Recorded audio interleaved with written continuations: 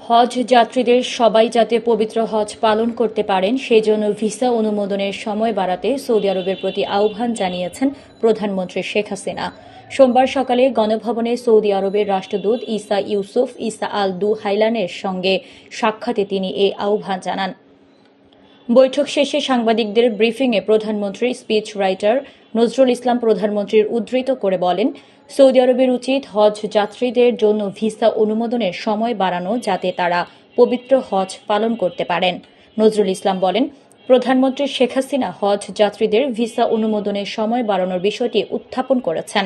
এ সময় রাষ্ট্রদূত বলেন, যেসব হজ যাত্রী এখনও হজ পালনের জন্য ভিসা পাননি তাদের ভিসা প্রদানের উদ্যোগ নিচ্ছেন তিনি। সৌদি রাষ্ট্রদূত বাংলাদেশে কিছু প্রকল্প বাস্তবায়নে তার দেশের বিনিয়োগকারী ও কোম্পানির আগ্রহ প্রকাশ করেন এবং সেসব প্রকল্পের একটি তালিকা প্রধানমন্ত্রীর কাছে হস্তান্তর করেন।